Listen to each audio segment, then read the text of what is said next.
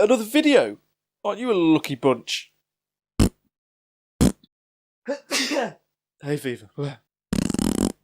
On Tuesday, our illustrious Prime Minister, Theresa May, gave a speech calling for a general election to take place on June the 8th of this year, which is precisely 49 days from now and a full 3 years removed from the scheduled general election of 2020. Yesterday afternoon, in accordance with the 2011 Fixed Term Parliaments Act, MPs voted to go ahead with this general election. So, it is officially on, ladies and gentlemen. The date has been set, the fight card has been confirmed, and the main event promises to be one hell of a fight. Now, according to Theresa May, this shock-snap election comes in the wake of last year's EU referendum, and how other political parties are now complicating the process in resisting Brexit. According to Mrs May, the country is apparently coming together on this issue. Ha!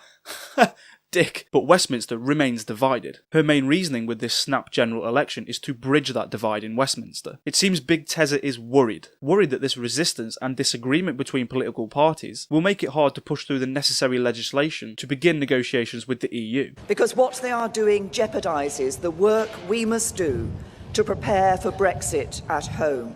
Her solution then, and it's quite a clever one, is to hold this general election against a weakened and turbulent Labour Party and a nowhere-to-be-seen Lib Dem party to increase the Conservative majority in the House of Commons. Ultimately, that'll give the Tories more power and more talk to put through what they want in terms of Brexit legislation. Their current working majority stands at 17 seats, which is more than enough to hold power in Parliament. But the intention here is to increase that, to put more Tory arses in those seats and get a Tory-driven Brexit to run smoothly. Now, I don't agree with, nor do I believe that Brexit should have occurred in the way that it did. The entire debate turned into a children's squabble. It was handled foolishly, and fronted by loudmouth, that bloke down the pub type MPs, who had no shame whatsoever in using propaganda to generate the very outcome that they wanted. This meant there was no real discussion or open and honest discourse with the British public. It was all just sensational stuff, that kind of back in the good old days talk. Then, the people who caused it, well, they just fucked off.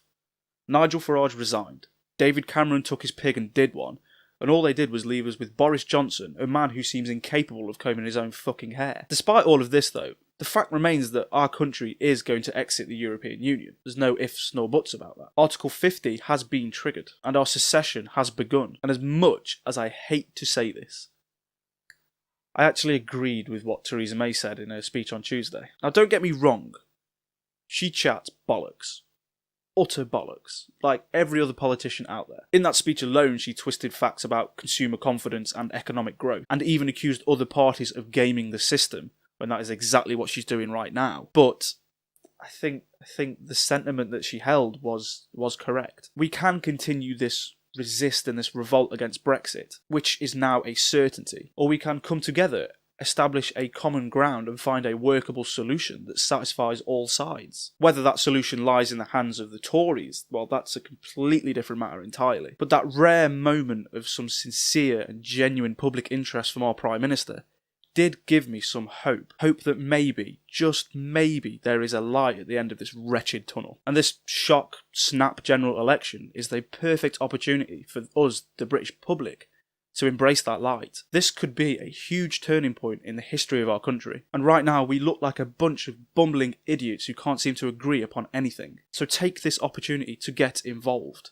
to have your say, but also to accept that your say will be challenged. I can't stress enough the importance of not buying into that shit flinging that's already begun in the House of Commons, or into the provocative headlines that the media is already using to fuel its war machine. Just pass through everything you read, take everything to task, and try and find the truth. But also don't be afraid to be wrong. Don't be afraid to have your opinion changed. Embrace it.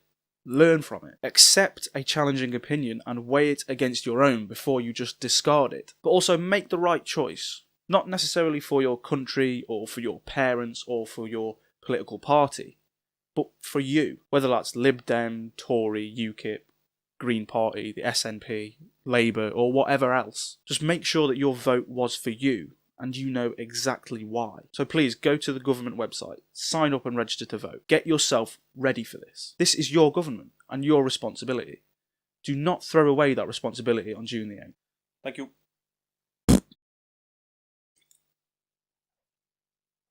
I got heavy. So there's my 2 cents. The Facebook politician.